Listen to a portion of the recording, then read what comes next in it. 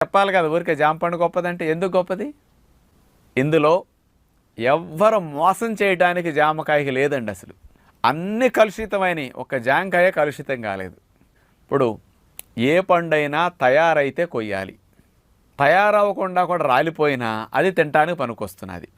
నిమ్మ పండు గాలికి రాలింది, నిమ్మకాయ రాలిపోయింది, దాని కార్బైడ్ వేస్తే ముగ్గుతుంది, నిమ్మరసం పిండుకోవడానికి మళ్ళీ మార్కెట్కి లేత పిందులు పెడితే కొండవు, అందుకని దాని కార్బైడ్ వేస్తే రంగు వచ్చేస్తుంది, పైన కొనేస్తాడు.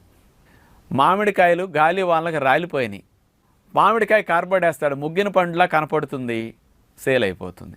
అరటికాయ ఇంకొక రోజులు, నెల 15 రోజులు ఉంటే కానీ చెట్టును తయారు కాదు, కానీ ఈలోపు గాలికి ఇరిగిపోయింది చెట్టు, ఆ అరటికాయలను కోసుకొచ్చి కార్బైడ్ వేసి అమ్మేస్తాడు, అంతే. బత్తాయిలంతే, కమలాలంతే, కార్బైడ్ వేస్తే రంగు వచ్చేస్తాయండి. ఇప్పుడు ముసలోళ్ళు కూడా నెత్తికి రంగు వేస్తే కుర్రోళ్ళు అవ్వట్లేదా?